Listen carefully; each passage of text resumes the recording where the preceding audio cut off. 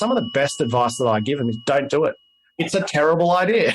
You wake up the next day and you're like, oh, the bar's been reset. Where to from here? We can triple your ROAS. Like, you can't. You absolutely can't. Welcome to Add to Cart, Australia's leading e-commerce podcast that express delivers all you need to know in the fast-moving world of online retail. Every week, Nathan Bush from eSuite and an e-commerce industry expert will share the news, research and insights that you need to know to keep you at the top of your game. And of course, keep your customers adding to cart.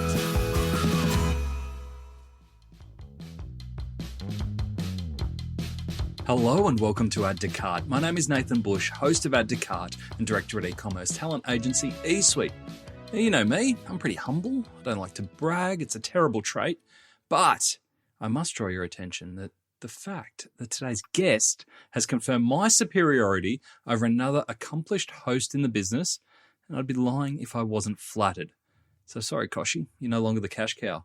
New king's in town, and it makes my guest today one of my favourites. I am talking to Paul Waddy, e-commerce expert extraordinaire and all-round nice guy. Paul is the principal of Paul Waddy Advisory and director at Ecom Nation, where he advises some of Australia's leading online retailers, including Maison de Sabre, Geedup Co. and Kind is Cool. He's been the head of operations at Showpo, the CEO of The Horse, and is now the author of Shopify for Dummies and Selling Online for Dummies. On top of this, he was recently awarded the Industry Award at Online Retailer. He's a bit of an underachiever.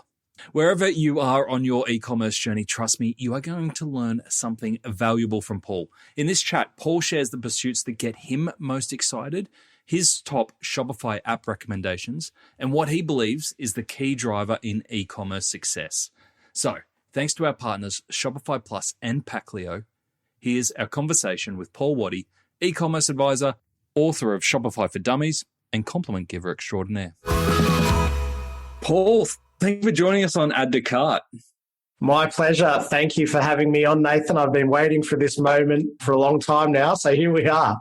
It has been a long time coming, and I know I've had so many people actually come up to me and say, when's Paul going to be on the show? And they don't even need to say your last name now. You're like Madonna in the e-commerce industry. Most of those people have been me. But every bloody week in my LinkedIn inbox, I'm like, hopefully those messages stop. Yeah, sorry, I'll cut back. First of all, I just want to say a massive congratulations. I feel there's so much to congratulate you on. You're on just a massive, awesome streak at the moment of doing really great things in e-commerce. But the one thing that really stood out for me was the Industry Recognition Award that you picked up at Online Retailer at the awards night. It was a really great moment, and it was an awesome speech that you did too. What did that award mean to you? Thanks, firstly, mate. I appreciate that. And back at you, I admire everything that you've been doing as well. That was nice. I mean, I genuinely wasn't really expecting it, but don't get me wrong, I'm a competitive person, so I want to enter, I want to win at marbles if I'm playing in marbles. So, but I keep a lid on that and make sure that I try and, if I'm up for stuff like that, I try and make sure that it's deserving, that I've worked my ass off. So it meant a lot. And as I said on the night in my speech, it meant a lot because of where my background, which is, I came from raised by a single mum on a disability pension, as Albo said when he was elected. And, it wasn't always easy, to be honest with you. I wasn't particularly very, very good at school. And so, but what I have done is made the most of every opportunity. And so I don't work for these things, but I definitely appreciate them when they come along, because it's a bit of an acknowledgement for my mum, really, and sort of say, oh, Mum, I came good, and my grandparents who raised me and stuff. You say, well, I wasn't always great, but I'm doing okay now. So it's really to sort of, for me, it's about, one, honouring them, and then two, also, it's nice for my kids. I've got 3 little girls, and it's just stuff that there's a award here that they'll probably get a texter out to start drawing on it, but it's just little things. And I like to work in blocks, and work towards a sort of crescendo of something. And little moments like that is a bit of a time where you can sit down and say, oh, that was good. But to be honest, they stress me out a bit too, because then you wake up the next day and you're like, oh, the bar's been reset. Where to from here? So it's that's the anxiety in me that kicks in, which is both a positive and a negative. And you mentioned in there that you acknowledged your mum and your background in your speech. It was a really beautiful speech on the night. Did the speech get back to your mum? Did she hear about it? I'll tell you who it did get back to is my wife, because I forgot to thank her, and I'll thank her now and send her this afterwards. Thank you, sweetheart. I promise I won't edit that bit out for you. Yeah. No, I'm pretty no fuss, to be honest. So I didn't even really tell her. I didn't really tell her about it. Don't get me wrong. I want to win, as I said, and my goal is to be the best in the world at what I do. I'm absolutely fine saying that, but I don't bang on about it. So I don't think I even told her, to be honest. I think somebody else did, but my style is just pick up and keep going the next day. I don't do it for that sort of stuff. I just said it because that's how I felt. Thanks, Mum. Good on you. Love you. And on we go. Mate, so good. All right. So moving on from that very eventful night, you're now an author. Yeah.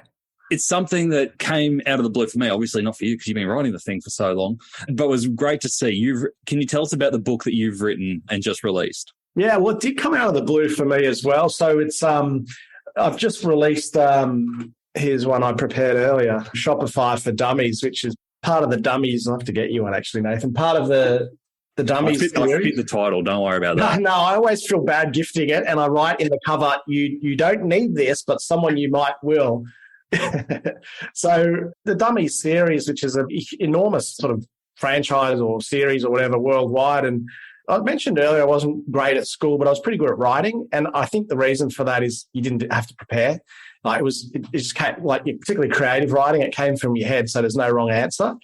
Shopify for Dummies was a little bit different because it's obviously a technical book, so it's aimed at people who are beginners. So a lot of people would come up to me and probably come up to you and say, oh, I've got a little online store, or I want to start one or whatever. And I'm like, I'm not really comfortable charging for that because it's not right. So I built this book for them. They can pick it up, open their laptop, read it, source a product, price a product, create a product, manage your inventory, and then bang, go live at the last chapter.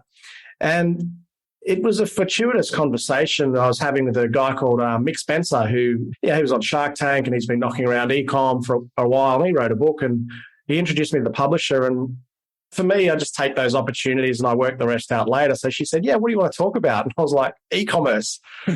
What do you got? She was like, well, what have you got? And I said, well, what I struggle with is that there's so many gurus out there who are just absolute bell ends who charge a large sum of money and deliver peanuts and promise profits, and it doesn't work like that. And I just wanted a cheap, accessible book that people would pick up and read. And I said, there just needs to be a guide. A lot like your course, which is more advanced than what I'm working on, this doesn't exist. There's no you can't do e-commerce in uni or TAFE or whatever. So there needs to be more of this out there, more from trusted sources. And I said to her, kind of like a dummies guide to e-commerce. And she said, oh, we own that franchise globally. And I was like, oh, no. And she said, would you like to write one? And I said, yeah, definitely. And then I had to submit writing, and it was not that easy. I had to submit it. And then they said, great. Would you like to do initially it was Selling Online for Dummies, which I'm still working on.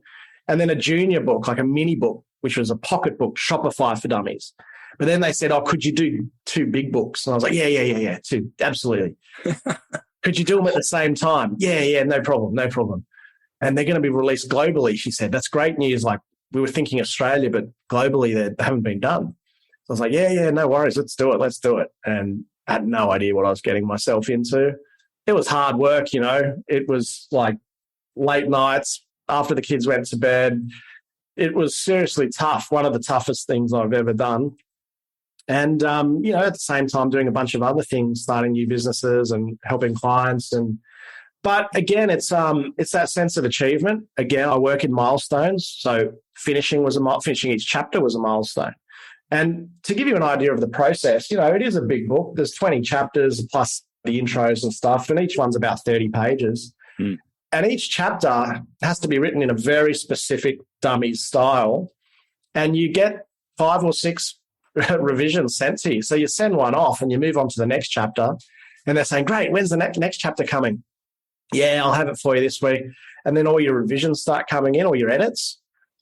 And I was like, Oh, that's hard. So it was hard because Shopify moves fast as well. Yeah, that would be hard. And it's like, and I'm following along. And as I said, it's literally supposed to be click here, add your inventory, click here, add your tags. It's very, it's got to be specific.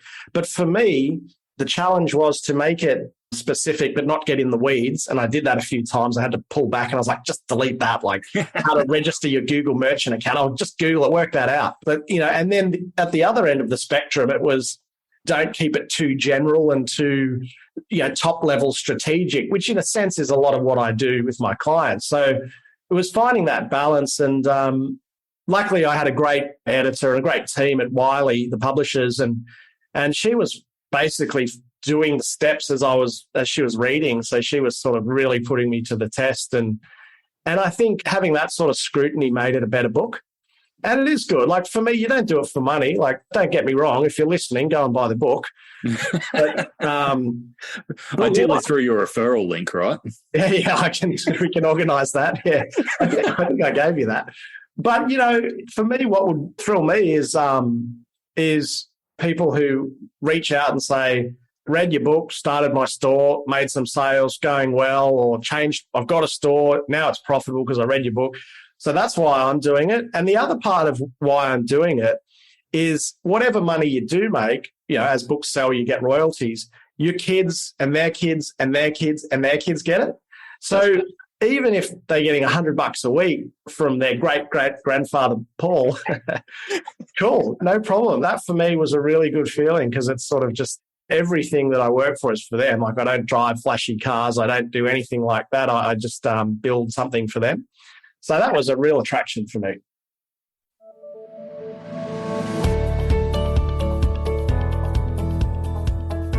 If you're listening to this at your desk, take a moment to assess, am I really comfortable? This was the problem that the team over at Desky was solving with the launch of their ergonomic standing desks and office equipment. But here's the twist.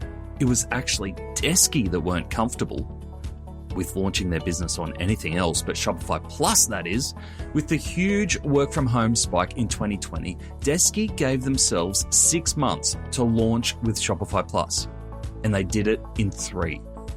They achieved an increase of revenue up to 1,000% and an increased conversion rate of 187%. No word on whether they did all of this standing up the whole time. Very impressive if that's the case. To read more of Desky's story and see other case studies, visit the customer section on shopify.com.au/plus. What I really liked about where you started the story was that you had a specific customer or person in mind when you're writing the book. You had those people who would come up to you saying, I want to start a store, and you knew exactly the mindset and the stage of business that they were at, which must have made it a lot easier. Yeah, it did. And I could picture friends that were like, you've got to read this book. And I would sense check it off friends as I was writing it. And honestly, they were my motivation, or they were the sort of my muse, if you will, like as to how I would write it. And I just pictured them. I was like, I've seen people price their products wrong all the time. So I'm going to talk about pricing. Now, even though that's not specifically a Shopify thing, I do mention it because one of my bugbears is, again, like, make money. E-commerce is all about Facebook marketing or Instagram marketing. Well, that's one of 1,000 things that go into e-commerce, including what you do, people and training and all those sorts of things, building up the basics. So I thought it was important to tell those people, hey, before you even get into Shopify, if your margin isn't this, go back to the drawing board. If you can't tell me what problem your product solves in a sentence, back to the drawing board. So I was writing it to protect these people because I've just seen so many friends, including myself when I start, absolutely do their cash starting out a business. And I was writing it, and the book is harsh at times. It sort of challenges people at times to say, that's a bad idea. And a lot of what I do, Nathan, with new businesses who come to me, I don't really work with new businesses, but if friends and stuff come to me, some of the best advice that I give them is don't do it. Yeah. It's a terrible idea. You're like the Scott Pape of e-commerce. Yeah. Well, I'll take that, but that's how it's got to be. It's a real business and sometimes it's ugly, and that's cool. And why did you focus specifically on Shopify rather than say, other platforms or a broader e-commerce theme? Well, good question. So initially I started writing Selling Online for Dummies first, and then Shopify for Dummies was supposed to come after that as a natural progression. So in Selling Online for Dummies, which comes out in April next year, I definitely take an agnostic approach to platforms. And I do anyway. My first site was built on Magento. I've used Magento a lot, and it's great. It just so happens that in my ecosystem, most of my clients that I advise are on Shopify. And also, I just personally felt that the purpose of what I'm trying to do here is help people change their lives or change their path, as I say. Like, yeah, you were in this industry or that industry, but you want to give e-commerce a go. And I just simply thought that Shopify was the best vehicle where somebody could pick up a book, have very little capital, but get it going. And obviously, Shopify has been gaining market share incredibly rapidly. And I didn't see anybody, I saw a ton of crappy YouTube videos, but I didn't see anybody just nailing and say, this is how you do Shopify. So I thought I'll give it a go. It makes sense. And it's the kind of platform that you can sign up, whether it's with that free trial to start with, while you're reading the book, and do both at the same time, which you can't do with all platforms. Exactly. You can actually read the book and follow along on the laptop. And my first chapter is, hey, here's how to sign up for your free trial. Like, you could actually read the book in the 14 days that the free trial runs for and have your store launched. So then you only pay if you feel that you've got something going. So it was definitely designed to be like, close the book, press go, and away you go. And I thought Shopify was the best platform for that. And did you do it with Shopify's involvement at all, or totally independent? No, not really. Yeah, just independent. I did stay in touch with Shopify, and they sort of gave it their blessing and so on. And, you know, and I kept them involved. But at the end of the day, I also wanted it to be an independent book and not just a marketing tool for Shopify. But is it true that they've agreed to put a total code freeze on all of Shopify for the next 10 years so your book stays relevant? Yeah, that was part of the deal. I would have liked some of that sort of support. Look, I've got some good contacts and friends at Shopify, and they gave it their blessing, and I certainly will. I'll probably send them a couple of copies, and I might send a few of the other platforms a few copies as well, if they can learn something. Now, you've hinted at it already. I'm keen to dive in and test some of this Shopify knowledge and bring it out for our listeners. You hinted at it before, but what if I was to set up a store today and I was using Shopify, obviously, what would be the 3 basics that you think is essential for me to get right from the get-go? That's a really good question, because most people don't care about it and they need to. Honestly, I think and I do talk about this in the book, it's not just putting any crappy product on the site. So I think product is the key driver in e-commerce success. I'll definitely always say that. And for anyone listening who might be starting a business, or maybe they've got an e-commerce business that's just taken a turn, it's not doing so well, I really encourage people to go back to when you started initially thinking about your business and you went to bed dreaming about how your product was going to change the world.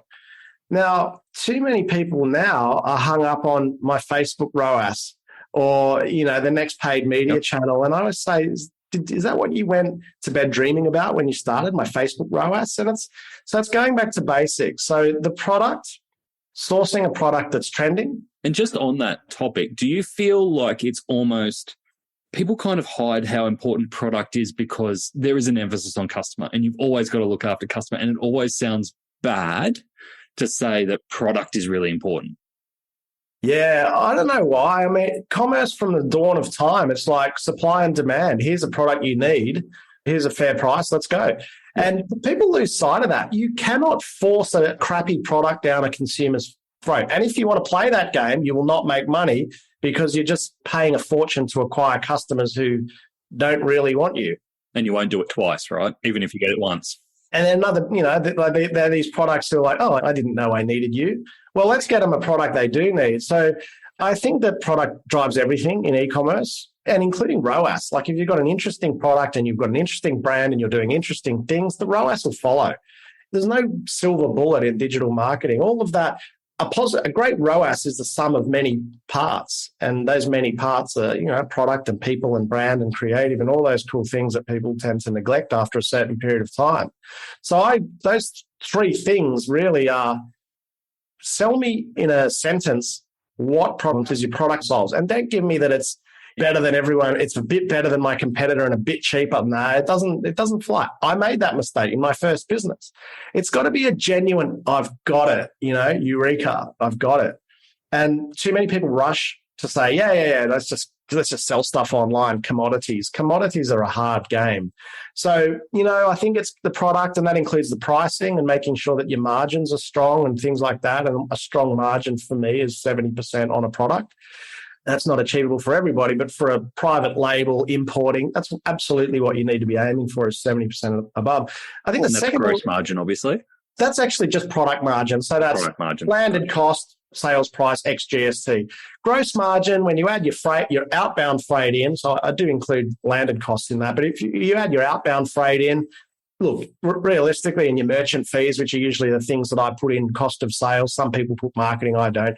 So they put your merchant fees, your outbound freight, your packaging, over 50%, you're going well. You're set up. Under 50%, I'm sweating bullets. And it's hard, but business is hard. And that's what I'm talking about. Get that right before you worry about, your email flows. So I think setting the product up for success, I think learning the lingo, which is something I talk about in the book, and that touches on what you do with your courses and what I'll be doing with mine, is it's a trade. Like, it's not fluff. It's not funny money, as my friend Mark Bartz will say. It's real money that you're paying to buy stock and to pay for ads. Like, it's coming off your credit card. You've got to pay that credit card back. So and I always use this example, Nathan, like, I know where the timing belt in my car is. Does that mean I should pop the hood and have a go at changing it? Might get me down the driveway in neutral, but it's going to break. E-commerce is the same. If you can't tell me what, AOV, CVR and bounce rate is, forget about it. Do the industry the respect of learning that sort of stuff and applying yourself, and then launching the business.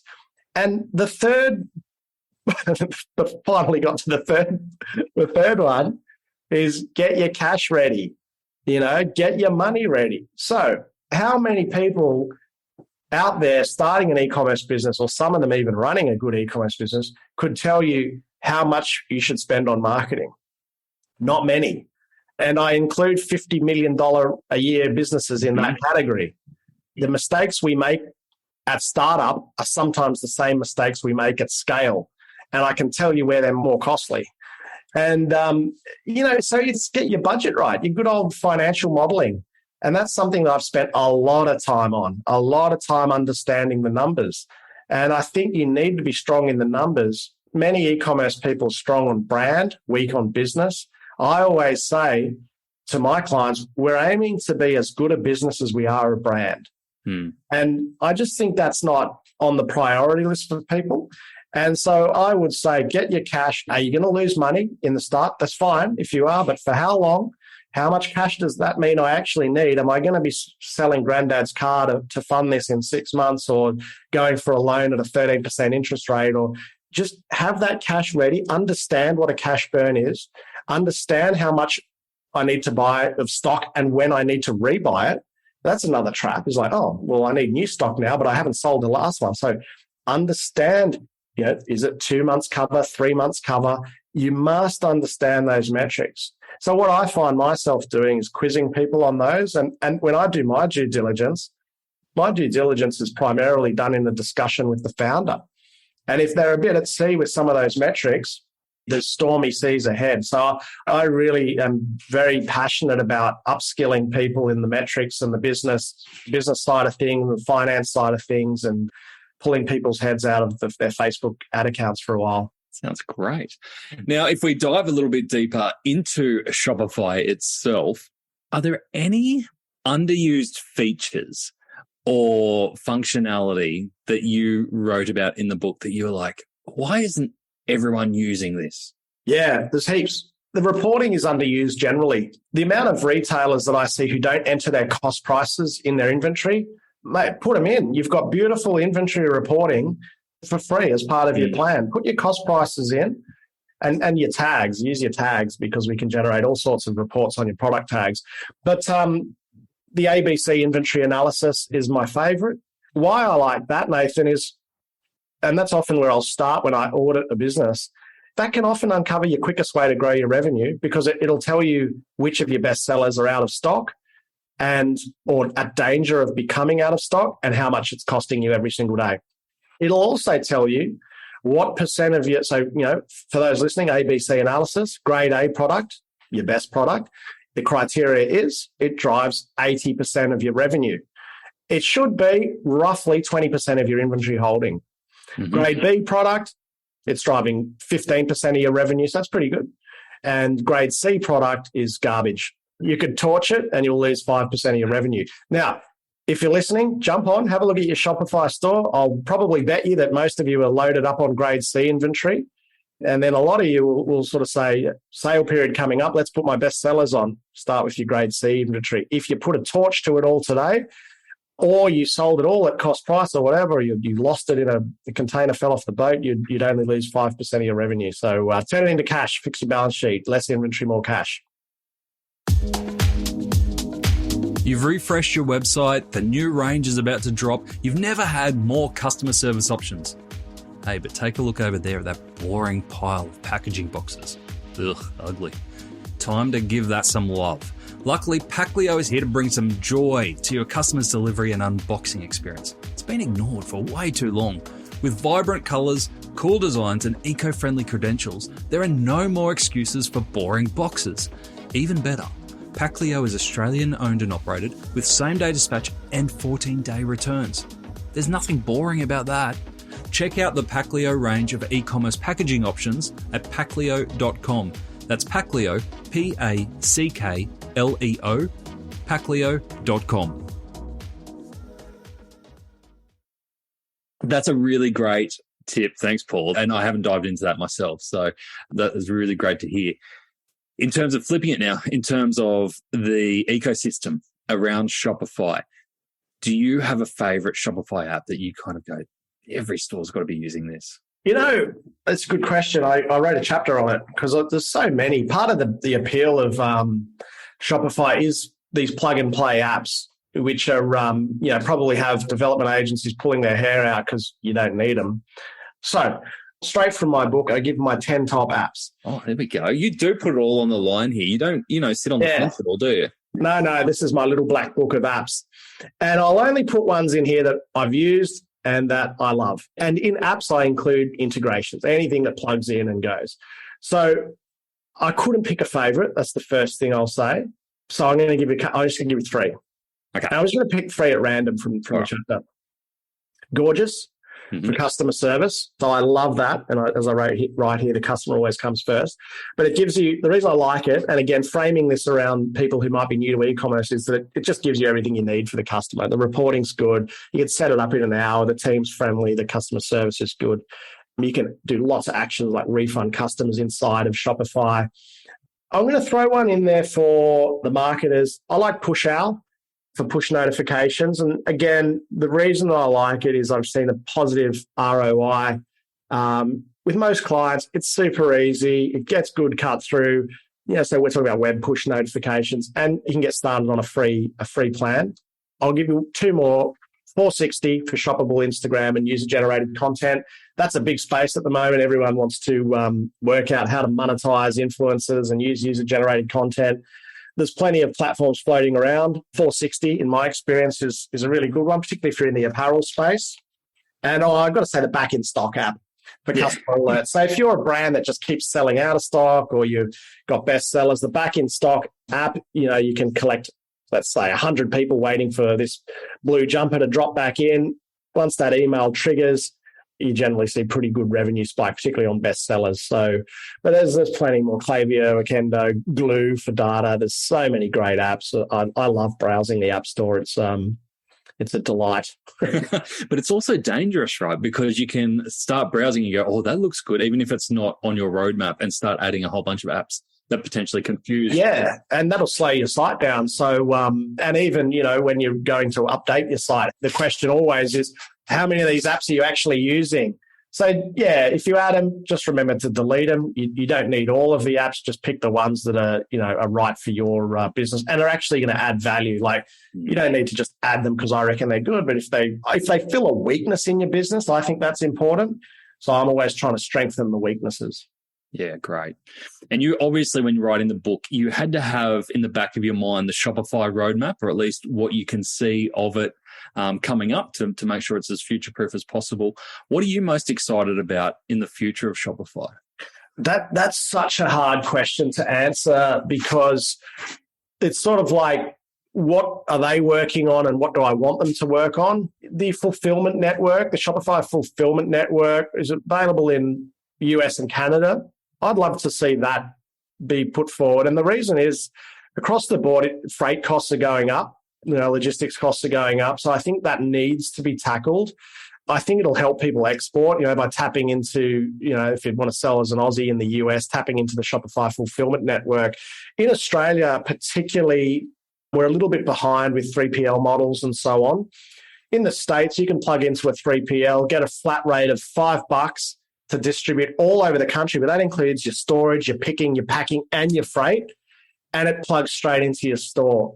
So freight and logistics needs to be done better. And, look, Amazon Prime's pretty good. I'm a member and I use it because it's just easy. I reckon Shopify needs to build that fulfillment network out and really get behind it. The other thing that has at times been on the roadmap, and I don't know where it's at now, but is inventory management. So they purchased an app called Stocky, which I love, but they flipped it onto the POS only. And for me, inventory management is not done well across the board. So what I want is good inventory management. I'm talking about outside of Shopify, but maybe it's owned by Shopify in the way that Stocky is. But it gives you demand forecasting. Demand forecasting is something that 95% of businesses get wrong, and it can sink a business. Inventory can kill a business. So I would love to see them reboot Stocky, breathe life back into it. And if you're listening from Shopify, my phone's here. Give me a call. I'll help you build it for a very small piece of equity. There we go. What an offer. Let's see that one play out. Can we actually record the conversation post this to see if it comes to life? If it comes to life, we can do whatever you want. Love it. All right. And last question I've got on this. Are you ever going to write another book, apart from the ones you've already committed to? Yeah. So, I'm still writing this Selling Online for Dummies. I'm really enjoying that one, though, to be honest, because it's my take on e-commerce. So it's more, prove me wrong. It's my opinion. It's like combined my 15 years of experience, mostly based on the mistakes I've made and all that sort of stuff. So that's coming out in April. I love writing. I've always wanted to, so I would definitely like to write another book. And it's easy to get a publisher to listen when you've got 2 in the bank already. Mm-hmm. But, for me, if I got into writing again, I would like to write a book that probably is the story of me and my mum and all of that sort of stuff. And that's what I'm passionate about, Nathan. So e-commerce is great. I love it. I live and breathe and it pays my bills, but it's not what fulfills me.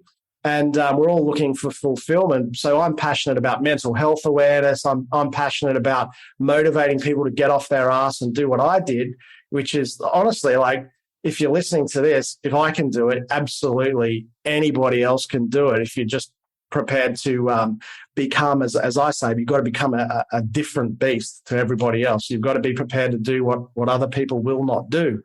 And that's my passion, is just writing about that and how I found that mentality and learning from my mum. She's got a heck of a story growing up with 2 young kids and suffering from mental health issues and doing a degree and battling on. So that would be my passion project. I wouldn't care how much money I made from it. I would, again, love to do it to sort of honour her legacy. So that, absolutely, I'd do it again. It's a fun thing. It's a challenging thing, but nothing good really should come easy. I love that perspective. And, sometimes we get caught up in our own world of e-commerce and e-commerce being our world, but it serves a purpose. We love it, but it's not the be-all and end-all, right? It's my vehicle for improving the lives of my family, but certainly there's more to life than all of those things, and money and books and everything. And perspective, you nailed it. That's what it's about. Now, speaking of perspective, Shopify for Dummies is one small part of everything that you're doing at the moment. You recently launched your post-COVID offering, Ecom Nation. What made you move from solo consulting into an agency model? Thanks for bringing that up because, and shout out to Mal Chia and Andrew Sabatino, my co-founders there. Basically, Ecom Nation is a digital marketing agency. So my consulting and Mal's consulting is separate from that. However, we do certainly have clients that we work with together and also clients that then find their way into the agency. So it's a year old, and Ecom Nation builds Shopify sites. We have great Facebook marketers. We have outstanding team, email marketers, SEO specialists.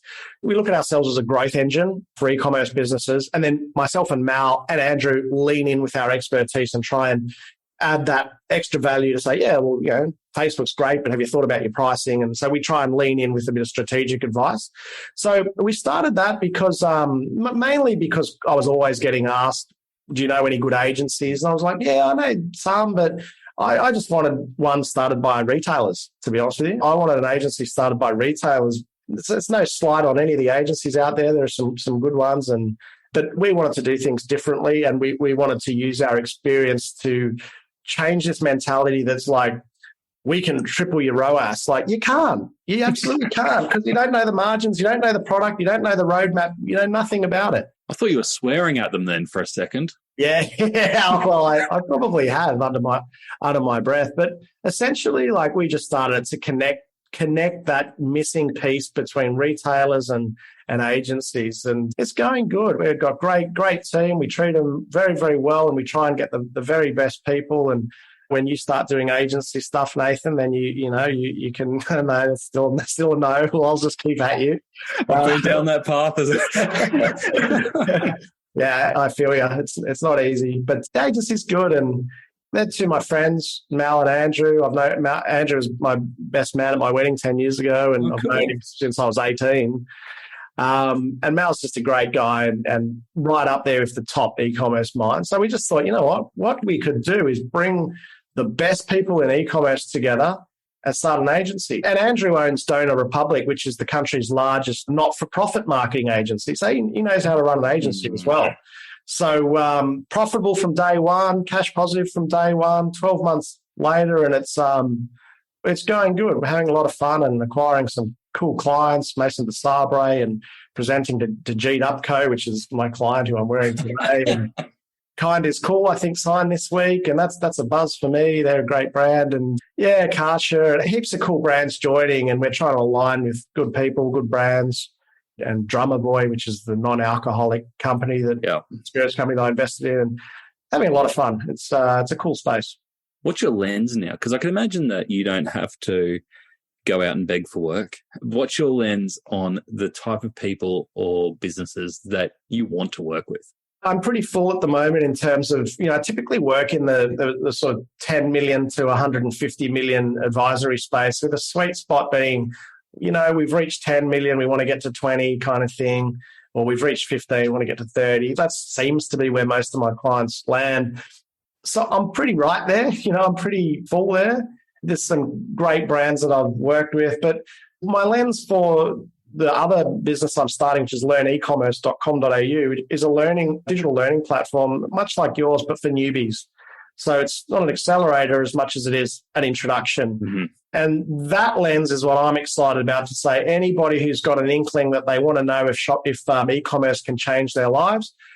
So that is your mum, your dad, your aunt, your uncle, your son, your nephew, your dog, whoever wants to learn about e-commerce, and that's scalable for me. Yeah. Let's be honest, that's scalable, whereas, I've only got so much time. So, but, in that advisory space, it's, around the 10 to 100 million. We want to grow. We want to become more profitable. I like working on profit, revenue for vanity, profit for sanity. And a bit of cash in the bank. Cash in the bank, because my belief is, and I say this to all the founders I work with, is your e-commerce business has to change your life in a positive way.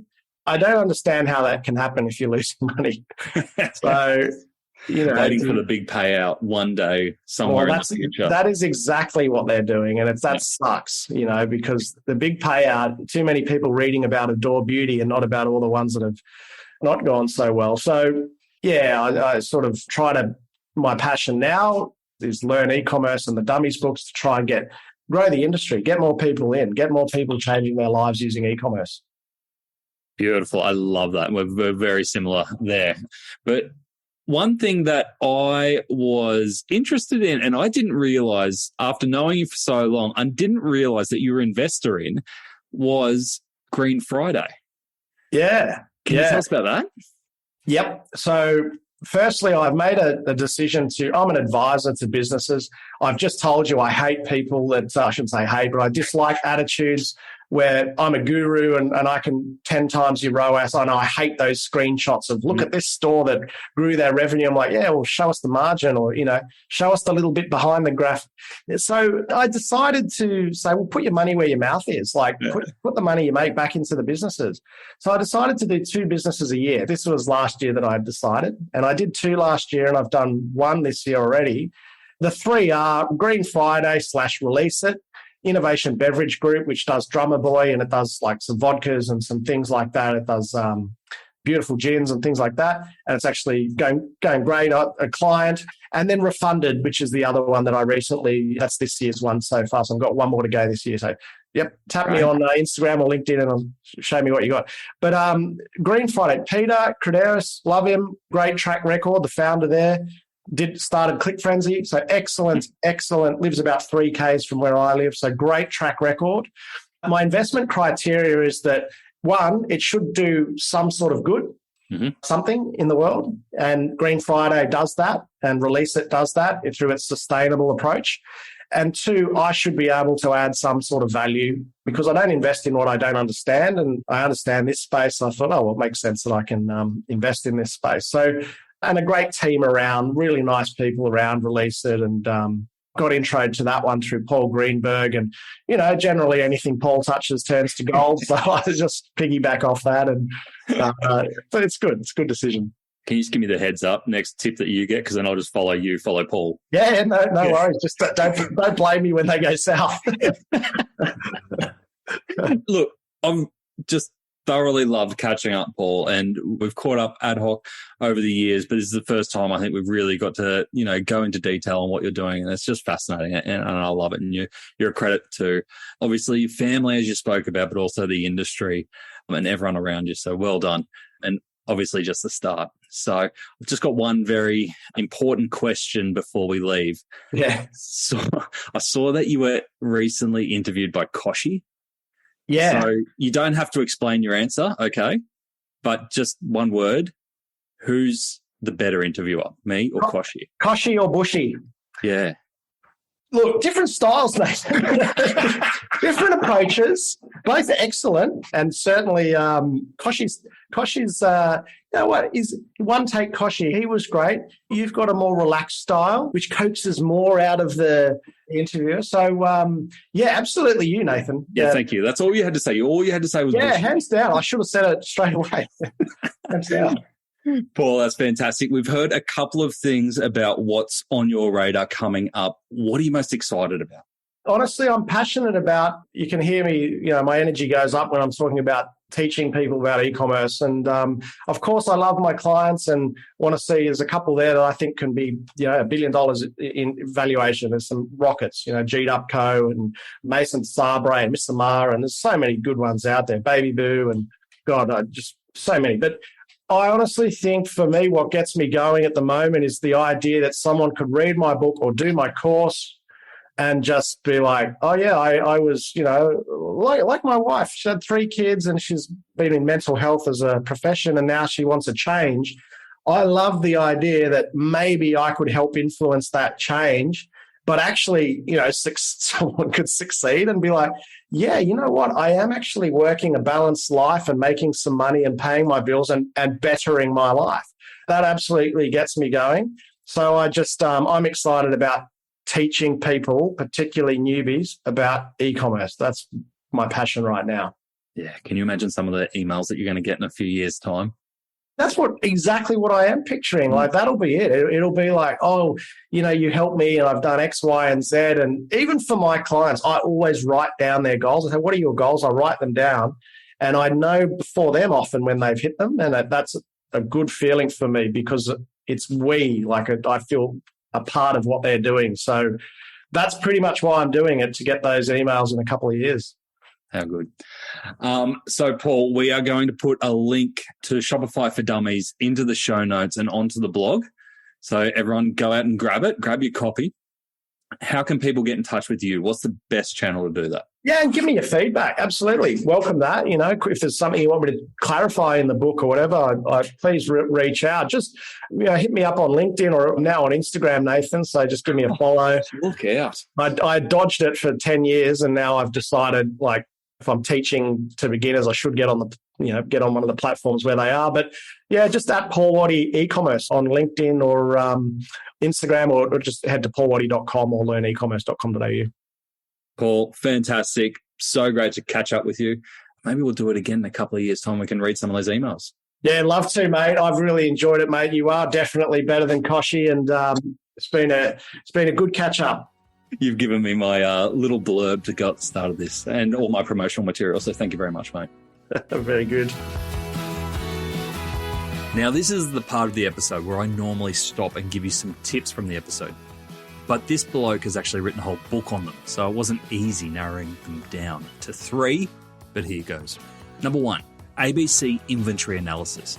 I knew this wasn't going to be your stock standard tip when I asked Paul about the most underused feature of Shopify, and I wasn't disappointed. I didn't want like customer tagging or dynamic discounting.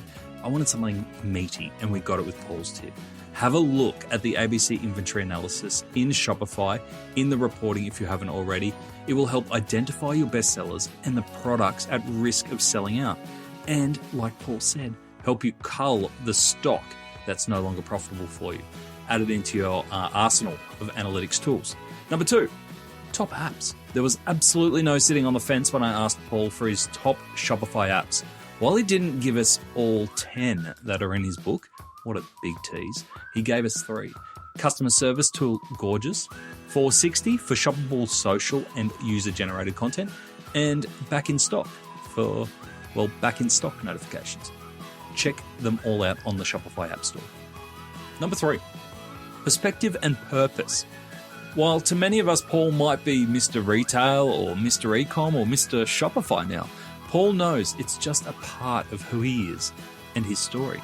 I love that he credits his mum for his passion to help others and help everyone get the most out of their journey. And I'm a big believer that when you have a big, lofty mission like Paul has, it helps keep everything in perspective day to day and make the long-term goals that little bit bigger. To get the highlights of today's episode, head on over to addtocart.com.au and sign up for our free newsletter. Each Tuesday, we will send Monday's episode summary, links, and discount codes for you to go next level on. And if you're looking to explore your next e-commerce opportunity, come and visit us at eSuite. We're a dedicated e-commerce talent agency, connecting the best e-commerce talent with the fastest growing brands in Australia. Head on over to eSuitetalent.com.au where you can download the free e-commerce salary guide and sign up to our weekly e-commerce job emails. Thanks for listening, and until next time, keep those customers adding to cart.